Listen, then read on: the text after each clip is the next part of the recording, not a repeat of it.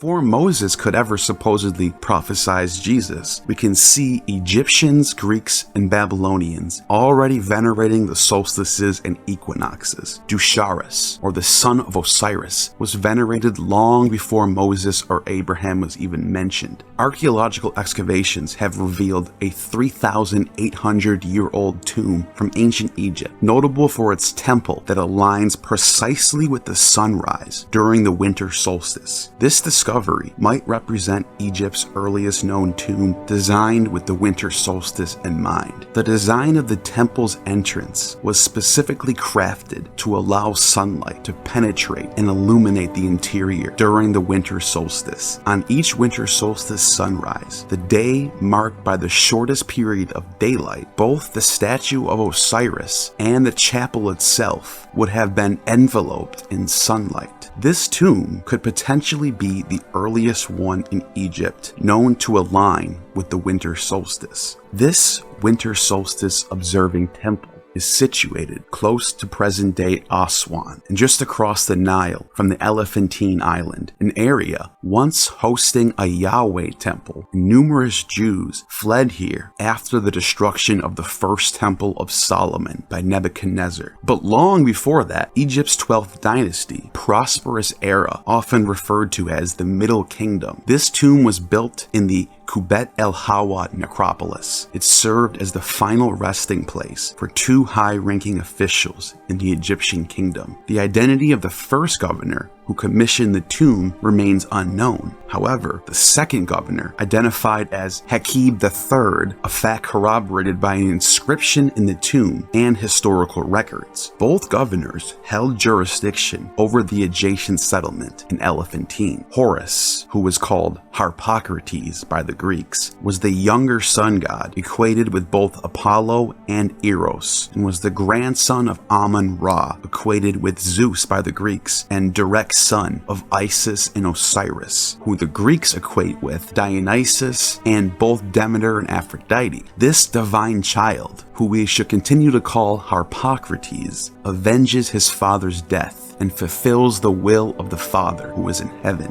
Why do I bring him up? Because according to Plutarch, he was born on or close to December 25th. Osiris is being buried at the time when the grain is sown and covered in the earth, and then resurrects when plants begin to sprout. For this reason also, it is said that Isis, when she perceived that she became pregnant on the 6th day of the month of Phaeothi, and she gave birth to Harpocrates about the time of the winter solstice, imperfect and premature, amid the early flowers and shoots. For this reason, they bring to him as an offering the first fruits of growing lentils, and the days of his birth they celebrate after the spring equinox. Plutarch on Isis and Osiris. Osiris and Isis, just like Bel and Ishtar, are celebrated at this time, and just as the Greeks venerated Bacchus and Venus. Notice how once again the winter solstice is being tied to the spring equinox here, just as the Babylonians tied their winter solstice festival to the Akitu festival, and just as the Christians tie the birth of Christ on December 25th to the Easter resurrection at the spring equinox. The Egyptians had a resurrection for Osiris around the Easter time and a birth for Horus around the time of Christmas. This cosmic harmony between the solstice and equinox is one that is universal among religious doctrines. And again, I just want to repeat this fact. Osiris's resurrection was celebrated by the Egyptians at the time of the spring equinox, just as Jesus' resurrection was celebrated at Easter. And according to Plutarch, the divine child of Osiris, called Harpocrates or Horus, was born at the winter solstice, just as Jesus was born at the winter solstice, according to the 3rd century Christians. And I do want to make this clear. This does not necessarily mean that the Christians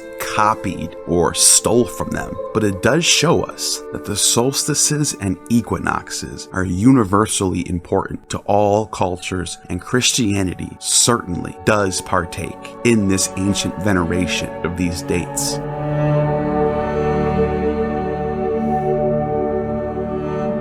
The god Ion is a Hellenistic deity associated with time the orb or circle encompassing the universe and the zodiac.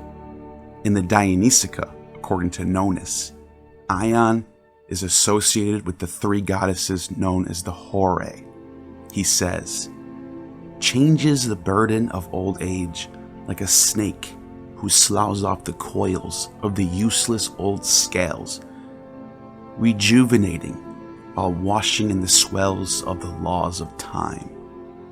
Marcianus Capella in the 5th century identified Ion with Kronos. In the Mithraic mysteries, he's identified with Mithras. Ion is identified with Dionysus, according to Platonic and Christian writers, and Euripides calls him the son of Zeus.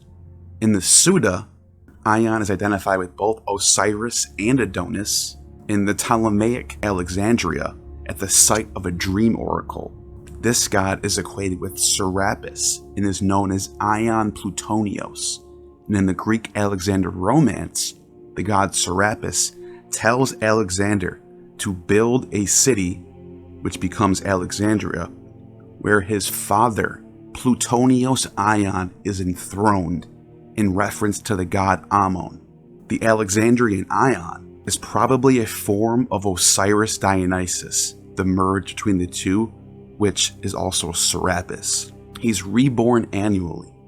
His image was marked with crosses or ankhs on his hands and knees, and was pointed out by Epiphanius that this god's birth was celebrated at the winter solstice, making him tied with Horus, as Plutarch informs us.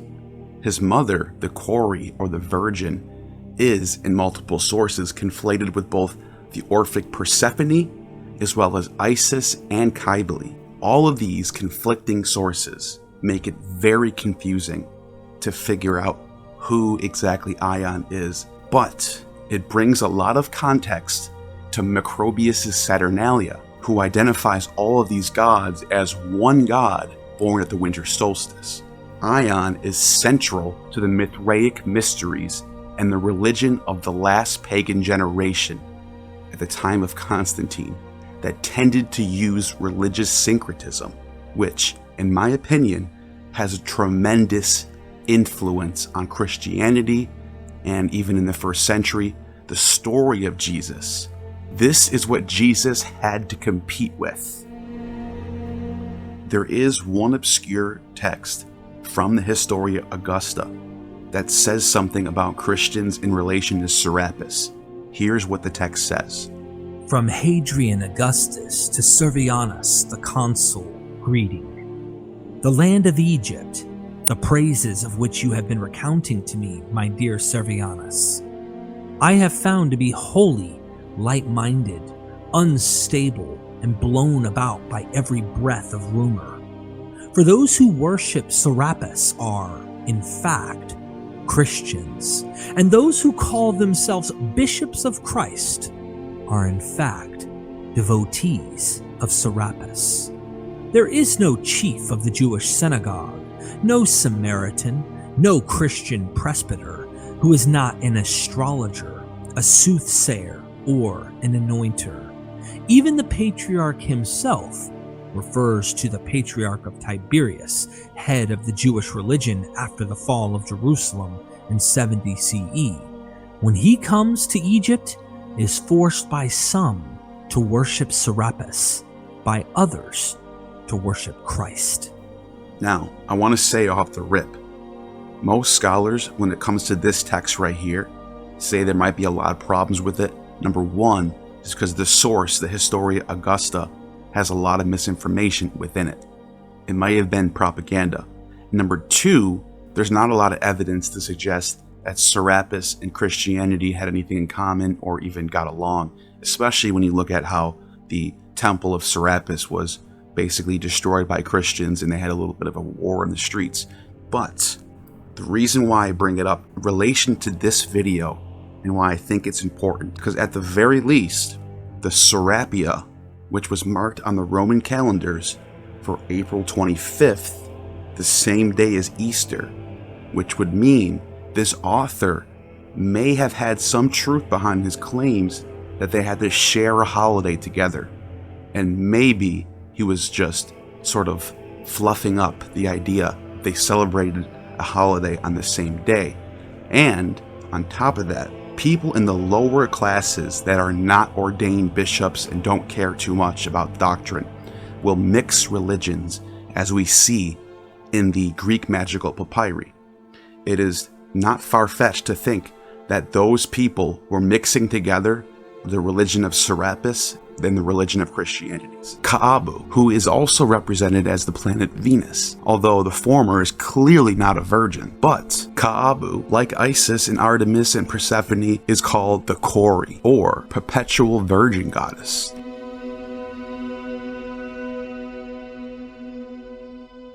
Here is what Epiphanius says regarding this goddess, giving birth to Dionysus at the winter solstice. Christ was born on the 6th day of January, after 13 days of the winter solstice, and of the light and day of addition. But this day is celebrated by the Greeks, and also by the pagans. On the 6th of January, called by the Romans Saturnalia, by the Egyptians Chronia, and by Alexandria Caesalia. For on the 6th of January, this section takes place, which is the turning point, and the day of light receiving the addition begins, and it completes a number of 13 days from the winter solstice until the day of Christ's birth. Those of the idolatrous religion, the leaders and deceivers, in order to deceive the idolaters who are convinced of these, in many places will celebrate the greatest festival on the night of the Epiphany. First, I was in Alexandria, in the Chorea, that is, the temple of the daughter. For the whole night awake in song and hallowed to the idol, gnashing their teeth and celebrating with the welling of mania. They descend with torches into the subterranean cell and bring up a certain statue, sitting naked on a wooden bier, with the seal of a cross on them, of the forehead gilded on them 2 such seals on each other's arms, and 2 more crosses on the 2 knees, and 5 seals of gold engraved. And they will go around this temple 7 times,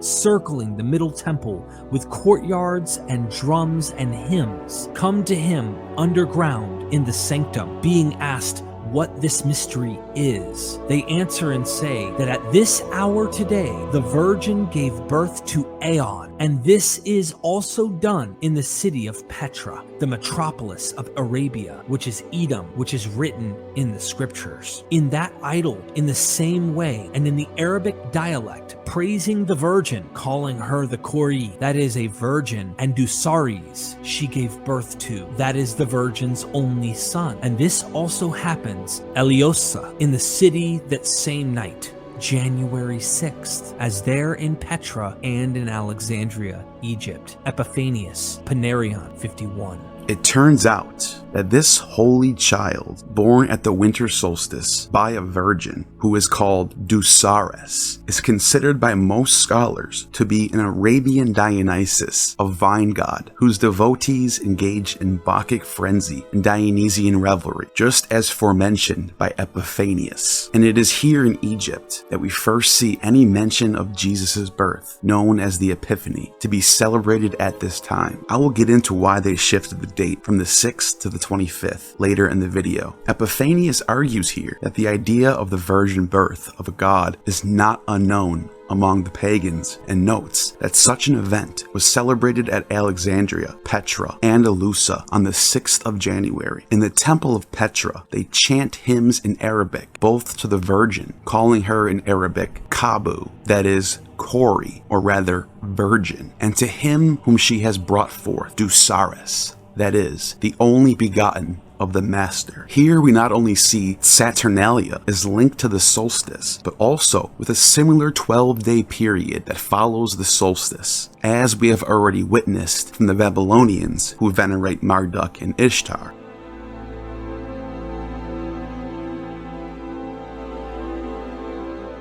It reminds me of Justin Martyr in his Apology when he tries to argue that these pagan myths are somehow copying Jesus, which is absurd. We see Christian apologetic games being played as early as Christianity is in existence. Jesus took bread, and when he had given thanks, said, "This do in remembrance of me. This is my body." And that after the same manner, having taken the cup and given thanks, he said, "This is my blood," and gave it to them alone, which the wicked devils have imitated in the mysteries of Mithras, commanding the same thing to be done. The same thing. For that bread and a cup of water are placed with certain incantations in the mystic rites of one who is being initiated. Justin Martyr, Apology. The devils, accordingly, when they heard these prophetic words, said that Bacchus was the son of God, and gave out that he was the discoverer of the vine, and they number, and the donkey among his mysteries. And they taught that,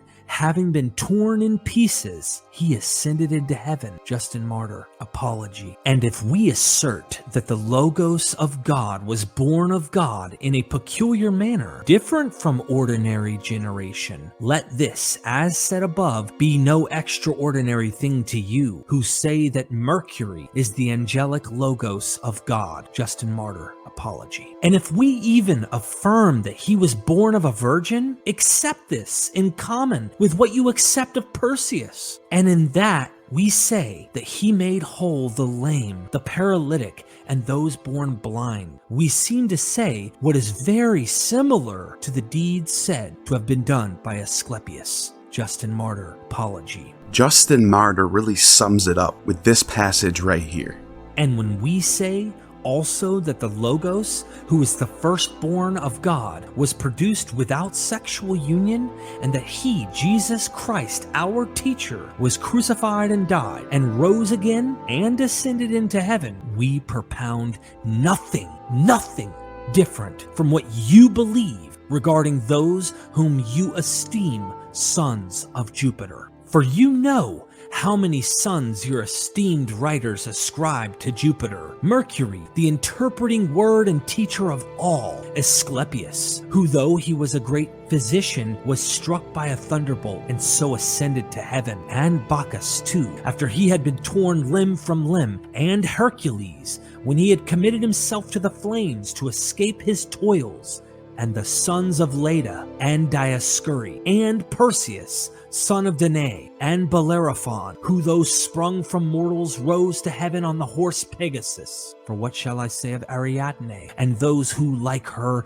have been declared to be set among the stars? And what of the emperors who die among yourselves, whom you deem worthy of deification, and in whose behalf you produce someone who swears he has seen the burning Caesar rise to heaven from the funeral pyre? Justin Martyr, Apology. Both Justin Martyr and Epiphanius have no choice but to attempt to argue that Christianity somehow is original and the pagan gods are impostors of Christ. They have to do this because these gods are so close to Jesus and their rites are being done in similar fashion that it forces them into a corner of needing to argue that devils plan these rites in order to fool people.